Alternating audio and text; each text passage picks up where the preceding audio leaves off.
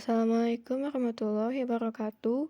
Nama saya Amelinda Kalista, NIM M1A11938, Teknik Elektro. Di sini saya akan menjelaskan tentang Finite State Machine atau FSM. Finite State Machine adalah sebuah metodologi perancangan sistem kontrol yang menggambarkan tingkah laku atau prinsip kerja sistem dengan menggunakan tiga hal. Tiga halnya yaitu adalah yang pertama state atau keadaan, event atau kejadian, dan action atau aksi. Pada satu saat dalam periode waktu yang cukup signifikan, sistem akan berada pada salah satu state yang aktif. Sistem dapat beralih atau bertransisi menuju state lain jika mendapatkan masukan atau event tertentu, baik yang berasal dari perangkat luar atau komponen dalam sistemnya itu sendiri.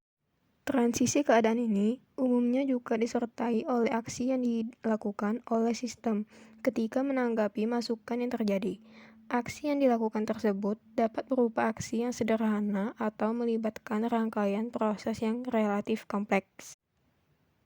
FSM terdiri dari dua jenis, yaitu FSM beroutput dan FSM tidak beroutput.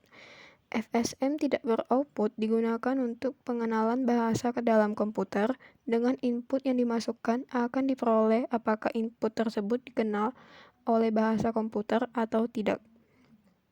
Salah satu penggunaan FSM tidak beroutput adalah program compiler, yaitu program untuk memeriksa apakah perintah yang digunakan pengguna benar atau salahnya. Sementara untuk FSM beroutput digunakan untuk merancang mesin atau sistem. Ada dua metode utama untuk memperlakukan FSM untuk menghasilkan output, yaitu yang pertama, More State Machine. More Machine adalah tipe dari FSM di mana output dihasilkan dari state. Pada gambar di atas mencontohkan di mana state mendefinisikan apa yang harus dilakukan. Keluaran pada More Machine diasosiasikan sebagai state, dan pada penelitian ini penulisan menggunakan More Machine. Dan yang kedua adalah Merely State Machine. Merely Machine berbeda dengan More Machine, di mana keluarannya merupakan hasil dari transisi antara state. Keluaran pada Merely Machine diasosiasikan sebagai transisi.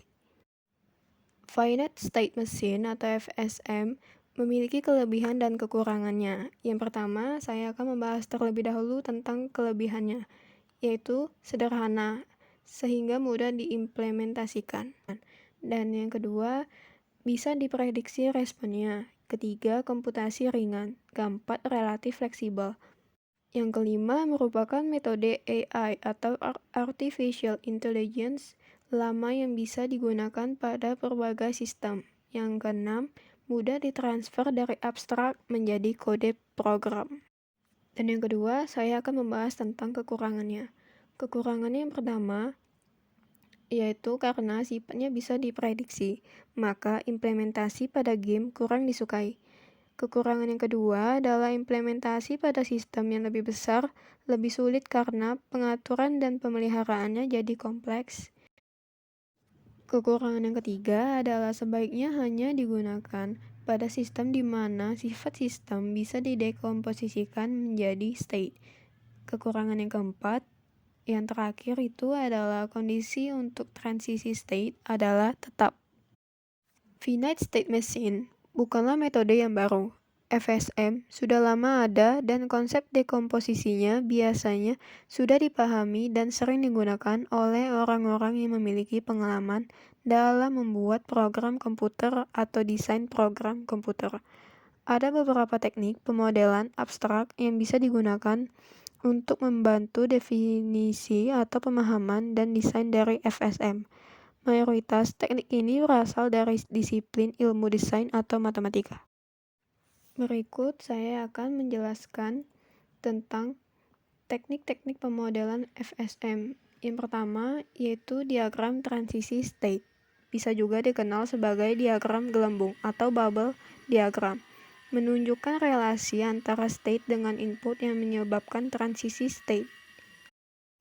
Yang kedua adalah diagram pengambilan keputusan state aksi. Diagram alir sederhana dengan pertambahan gelembung yang menunjukkan penungguan terhadap input. Yang ketiga adalah diagram grafik state, salah satu bentuk dari notasi UML yang berfungsi untuk menunjukkan sifat individu dari objek sebagai nomor state dan transisi dari state tersebut. Yang keempat adalah analisa hierarki perintah meskipun tidak seperti state. Ini merupakan teknik dekomposisi perintah yang melihat dari sudut pandang bagaimana caranya perintah dibagi jadi sub perintah dan urutan sesuai urutan kejadian. Ada beberapa bentuk FSM, diantaranya yang pertama, naive approach, menggunakan conditional statement atau if-else dan switch case tanpa memecah objek menjadi objek dua kali, yang lebih kecil sesuai state-nya. Untuk agen yang cuma punya state yang sedikit, metode ini masih memungkinkan. Tapi, kalau sudah kompleks, penggunaan metode ini jelas tidak dianjurkan, karena akan membentuk spaghetti kode dan monolithic conditional statement. Selain itu juga tidak scalable, tidak fleksibel, dan proses debugging menjadi lebih sulit. Yang kedua adalah state transition table. Bentuk ini sudah mengimplementasikan state pattern dengan menentukan transition logik di konteks. Bentuk ini juga sering disebut sebagai classic FSM. Yang ketiga adalah embedded rules. Bentuk ini adalah kebalikan dari bentuk classical approach, yang berarti state transition didefinisikan di state itu sendiri. Dan sama dengan classic approach, bentuk ini juga akan menawarkan fleksibilitas dan skalabilitas yang baik. Namun, dengan efek samping yang agak sulit untuk dimantain karena ada aturan dua kali transisi diletakkan di state, sehingga ketika terjadi penambahan atau pengurangan state, maka harus dilakukan update juga terhadap state dua kali yang terkait.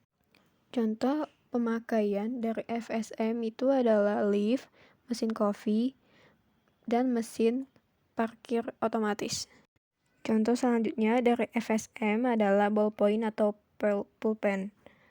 Di finite state, pulpen diperpanjang, pulpen ditarik kembali. Di input, klik tombol pulpen. Di output, menarik kembali atau memperpanjang pulpen. Dalam hal ini dapat dijelaskan menggunakan diagram transisi keadaan atau state transition diagram. Dan ini adalah state transition diagram. Di state 0 bisa kita jadikan sebagai pulpen ditarik kembali, dan di state 1 bisa kita artikan sebagai pulpen diperpanjang. Panah mewakili transisi antara stage dan pada panah termasuk input. Jadi pada hal ini tombol diklik dan berpindah dari state 0 ke state 1. Sekian video yang saya buat tentang finite state machine. Jika ada salah, saya mohon maaf, dan semoga video yang saya buat ini akan bermanfaat bagi banyak orang yang menontonnya. Saya akhiri, Assalamualaikum warahmatullahi wabarakatuh.